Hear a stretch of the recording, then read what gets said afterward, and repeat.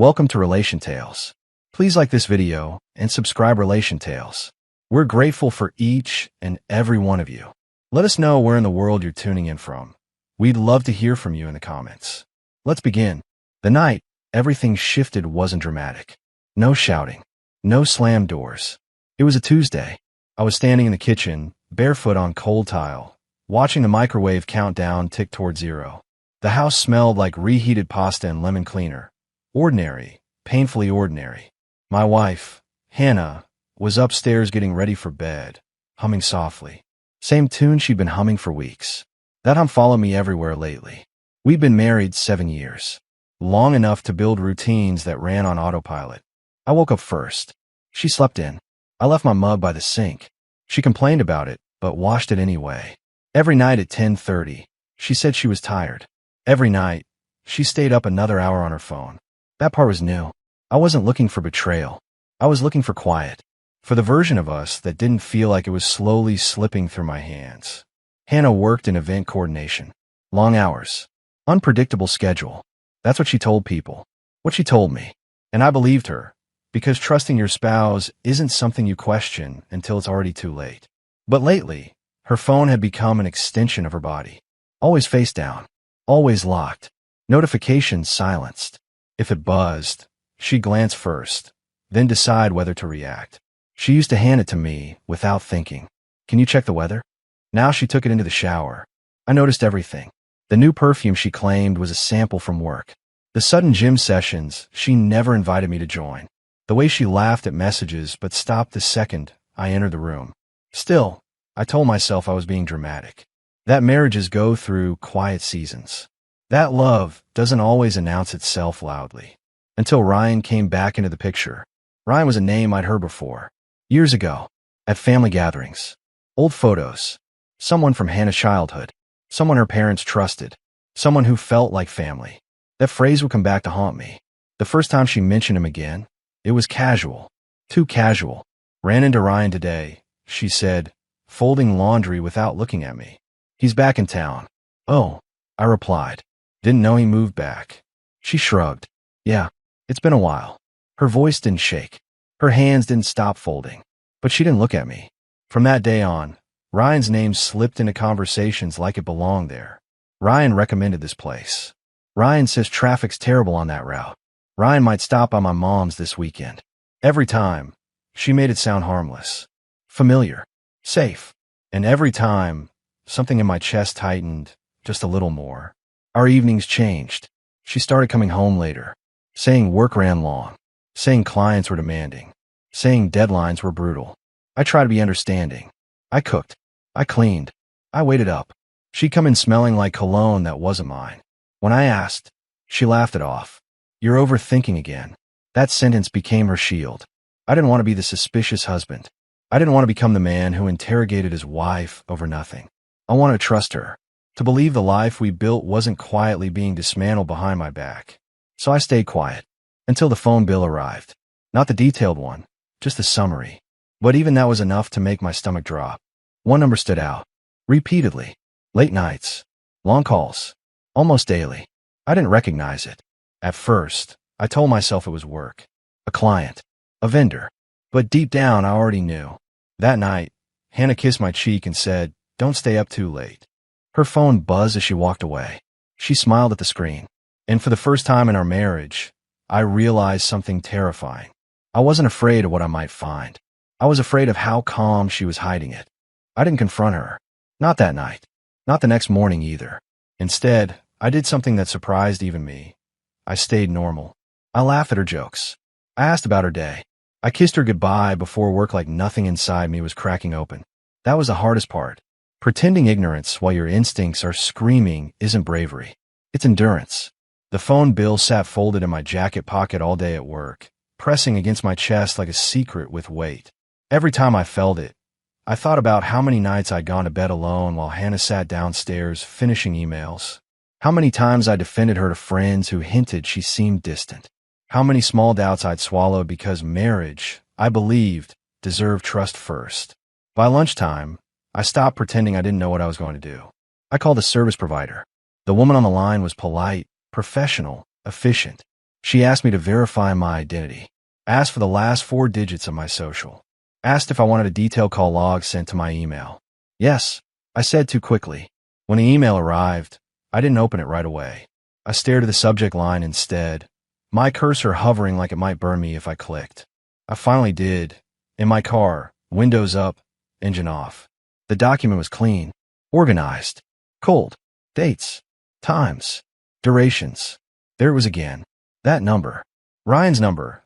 I confirmed it by searching once, carefully, through contacts she didn't know synced to our shared cloud years ago. I hadn't deleted anything.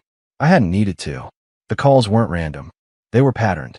Early mornings before she woke me. Late nights after she said she was tired.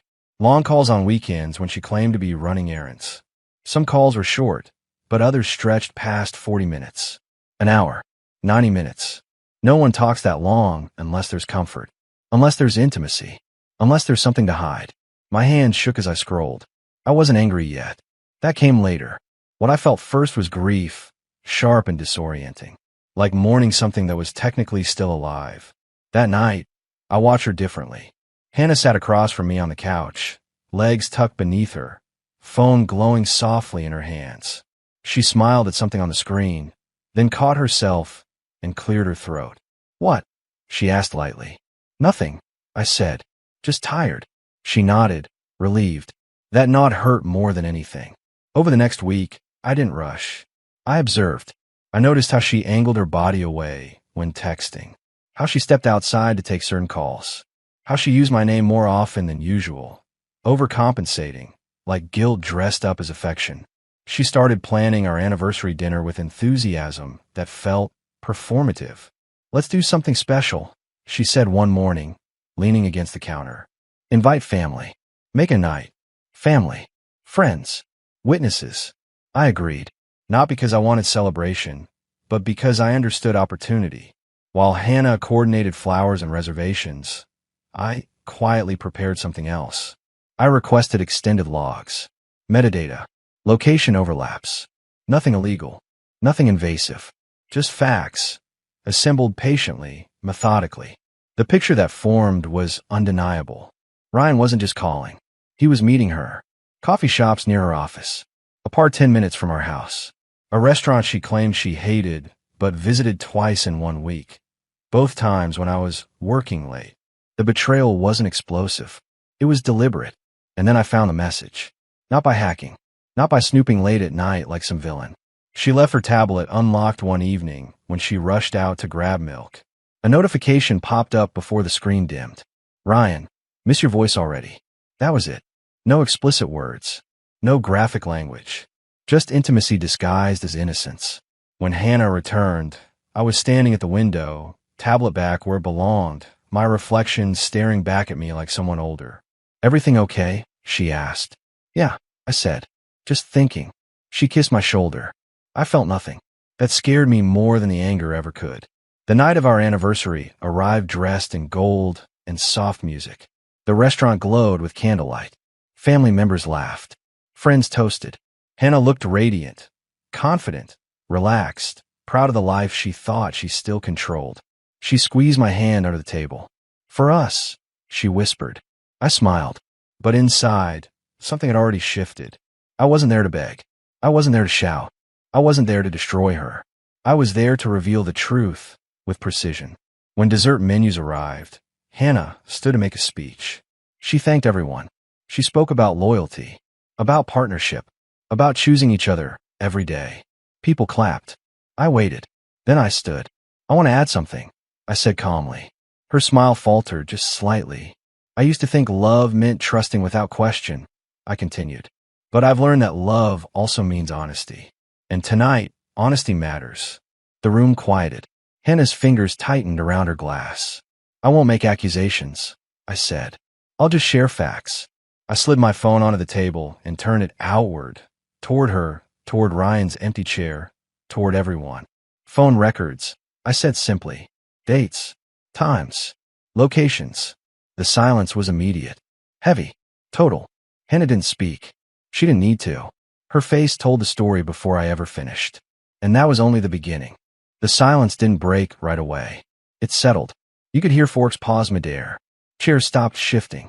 Even the soft background music felt like it had pulled back, giving space to the truth sitting between us. Hannah's hand slipped from mine. "Marcus," she said quietly, not looking at anyone else. "This isn't the place." I nodded. "You're right. That's why I didn't argue. I didn't accuse. I brought receipts." I scrolled once and set the phone down again. A few guests exchanged looks. Her mother, Evelyn, frowned in confusion. Her father, Thomas, cleared his throat like he wanted to say something but didn't know which side he was on yet. Hannah stood slowly, composure cracking just enough to be visible. "You check my records?" she asked, voice tight. "That's invasive." "Invasive is rewriting reality," I replied evenly. "I just follow the numbers." She laughed once, sharp, nervous. "So now you're making this a spectacle?" "I didn't plan a spectacle," I said. "I planned clarity." She opened her mouth, closed it, then tried a different approach. "Ryan is family to us. You know that. We've known each other since childhood." I looked around the table. "Then you won't mind explaining why family calls you after midnight?" No one spoke. Her sister shifted uncomfortably. A friend set her napkin down, eyes wide. The weight of public truth pressed in on Hannah from all sides. She exhaled slowly, then looked at me, not with anger, but calculation. "You're doing this because you want to control the narrative," she said. "You always do." That was her move. The same one she used whenever I questioned her choices. Turn concern into control, doubt into weakness. It didn't work this time. "I didn't raise my voice," I said. "I didn't insult you. I didn't interrupt your speech." I waited. I paused, then added, "You're free to explain, or you can sit with what's already clear." Ryan wasn't there, but his presence was undeniable. The empty chair felt intentional now, like a ghost no one wanted to acknowledge. Hannah looked around the table, then back at me. "Fine," she said. "You want honesty?" We talked. We connected. I felt understood. There it was. Not an apology. Not remorse. Just justification. Connected how? I asked calmly. She hesitated. Emotionally. Evelyn inhaled sharply. Thomas stared at his plate. "So, when you told me I was overreacting," I said, "you were protecting that connection." She crossed her arms. "I didn't think it would hurt anyone." That sentence landed harder than any insult could have. I nodded slowly. "That's the part that matters." I picked up my jacket. "I'm not here to shame you," I said. "I'm here to step out of something that stopped being honest long before tonight." She stood abruptly. "You're walking out? After 7 years?" "No," I said. "I walked out weeks ago. You just didn't notice." I left the restaurant without another word. The drive home was quiet. Clear. For the first time in months, my thoughts weren't racing. They were aligned. When I got home, I didn't go to the bedroom. I went to the office. I opened a folder I'd been building quietly. Financial records, joint accounts, legal consultations. Preparation isn't revenge. It's self-respect. Over the next few days, Hannah tried everything. She cried. She apologized. She blamed stress. She blamed Ryan. She blamed me. She said I embarrassed her. She said I ruined the anniversary. She said I should have handled it privately. "You didn't give me time," she said one night, standing in the doorway. "You just exposed everything." "I gave you time," I replied. "You spent it lying." That ended the conversation. Ryan tried to reach out once. A message. Short. Defensive. I didn't respond. Instead, I did something better. I stepped back. I separated finances. I documented everything. I told the truth to the people who mattered, without dramatics, without exaggeration. And something unexpected happened. People believed me. Hannah's version of events didn't hold up without my silence to support it. Her story shifted too often. Mine didn't need to. The marriage ended quietly. No courtroom drama. No public fights. Just paperwork and distance. But the real revenge wasn't in what I took from her. It was in what I stopped giving. Access. Cover. Protection. I reclaimed my time. My dignity. My future. And in that space, free from suspicion and second-guessing, I found something I hadn't felt in years. Peace.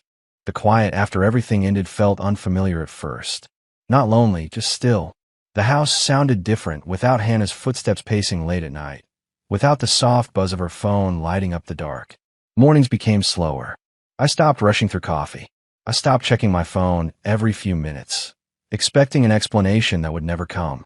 For the first time in a long while, my thoughts weren't competing with doubt. The divorce wasn't dramatic. No shouting matches. No accusations thrown in public spaces. Just signatures, schedules, and a quiet understanding that something had been broken long before either of us admitted it. Hannah moved out within a month. When she packed, she avoided eye contact. She didn't argue. She didn't ask for forgiveness again. I think she finally understood that apologies don't undo choices. They just acknowledge them. Ryan faded from the picture just as quickly as he'd appeared. People who build connections in secrecy rarely survive in daylight. Without my silence to shield them, the story lost its appeal. Friends reached out. Some admitted they'd noticed the distance between Hannah and me long ago, but didn't know how to say it. Others apologized for assuming things were fine because we looked fine. Appearances are powerful liars. I sold the house, not because it hurt, but because it belonged to a version of me that no longer existed. I moved into a smaller place across town. Sunlight poured through the windows in the morning. No echoes, no tension in the air. I started running again. Early mornings, quiet streets, steady breathing. Movement gave me control over my body the way clarity had given me control over my mind. People asked if I regretted the way I revealed the truth. I didn't. I didn't raise my voice. I didn't humiliate anyone. I didn't twist facts to win sympathy. I simply stopped protecting a lie that wasn't mine to carry. That's not cruelty. That's boundaries. Months later, I ran into Hannah at a grocery store. She looked different, less polished, more tired. We exchanged polite nods. Nothing more. As I walked away, I felt no anger. No urge to say something sharp. No need to prove anything. Closure doesn't always come with fireworks. Sometimes it comes as indifference. The most surprising change came internally. I stopped doubting my instincts. The part of me that once hesitated, that second-guessed every concern, had learned its lesson. Awareness isn't paranoia. Trust isn't blindness. Love isn't silence. I started dating again, slowly, intentionally. I listened more. I observed patterns instead of excuses. I paid attention to actions, not words. And when someone asked me why my marriage ended, I didn't overshare. I chose honesty, I'd say, and I chose myself. That answer felt right every time. On the anniversary of the night, everything changed. I went out to dinner alone. Same city, different restaurant. No audience, no speeches. I ordered what I wanted. I sat comfortably. I raised a glass, not to the past, but to the clarity that followed it. Some betrayals don't break you. They sharpen you. They strip away the illusions and leave behind something steadier, stronger, more self-aware. I didn't win because she lost. I won because I refused to keep living in confusion. And that's the kind of ending that doesn't need applause. It just needs peace.